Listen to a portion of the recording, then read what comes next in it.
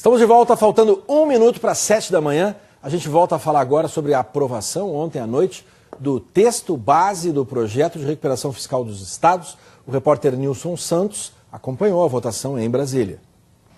Foram 301 votos contra 127. O projeto aprovado mantém as contrapartidas impostas pelo governo federal. Algumas foram flexibilizadas, como a que trata das isenções fiscais concedidas pelos estados a empresas. A proposta pode ser alterada através de destaques, que devem ser votados ainda hoje na Câmara dos Deputados. E ainda precisa ser aprovada pelo Senado Federal e ir à sanção presidencial.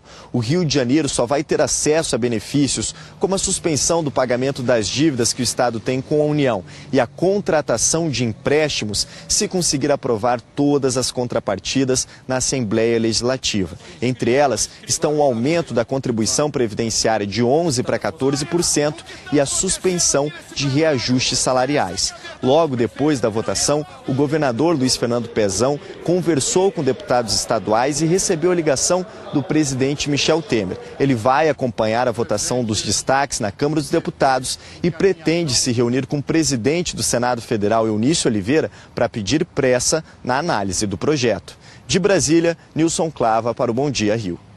E como o Nilson Clava falou, né, é um texto base porque pode ter muita mudança, os deputados podem apresentar destaques. Do jeito que está agora, o projeto de lei estabelece condições, proibições e contrapartidas do Estado. Vamos ver quais são. Para ter acesso ao regime, o Estado vai ser obrigado a cumprir uma série de contrapartidas de ajuste fiscal. Privatizar empresas estatais de qualquer setor, desde que com o aval do Ministério da Fazenda. Aumentar o percentual de contribuição previdenciária dos servidores para no mínimo 14%, reduzir os incentivos ou benefícios tributários em no mínimo 10% ao ano e realizar leilões de pagamento com os fornecedores credores com base no maior desconto. O projeto ainda estabelece que o Estado vai ficar proibido de conceder aumento de salários a servidores, criar cargos ou funções que representem aumento de despesa, alterar a estrutura de carreira que gere aumento de gastos, contratar pessoal, a menos que seja para reposição de cargos de chefia e de direção, realizar concurso público, também se não for para repor cargos vagos, criar ou aumentar auxílios, vantagens, bônus, abonos ou benefícios e conceder ou ampliar incentivo ou benefício tributário. Para aderir ao regime, o Estado precisa ter receita corrente líquida anual, aquela depois das transferências feitas aos municípios, menor que a dívida consolidada, despesa com pessoal equivalente a pelo menos 70% da receita corrente líquida e ter o valor das obrigações financeiras maior que a disponibilidade de caixa.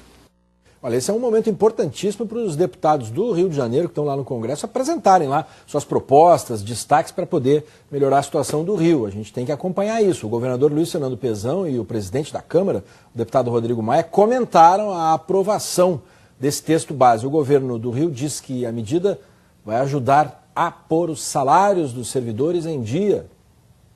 Foi uma grande vitória ter aprovado o texto base. Muito obrigado a todos os parlamentares de todos os estados que foram solidários com o Rio de Janeiro, com Minas, com o Rio Grande do Sul, mas com todo o Brasil, porque todo o país pode precisar dessa lei. Esse projeto, ele reorganiza, dá oportunidade que os estados reorganizem as suas finanças, mas como eu disse, não passando a mão na cabeça do Estado, não coisa de pai para filho, mas uma coisa muito firme, muito dura, onde o Estado que cometeu erros do ponto de vista fiscal tem que se reorganizar e passar por esse processo de contrapartidas, de reorganização. É importante também que o Estado se mexa para fomentar outros setores, para poder arrecadar mais, para poder produzir mais também, não só ficar aguardando aí um atraso de 3 anos aí no pagamento de dívida com a União, por exemplo, para depois lá na frente acontecer o problema de novo. O Movimento Unificado dos Servidores Públicos divulgou uma nota em que diz que o projeto aumenta o endividamento dos estados. Também afirma que a proposta sacrifica os estados com a venda de ativos e que, segundo eles, existem outras medidas que poderiam ser adotadas antes, como a cobrança da dívida ativa.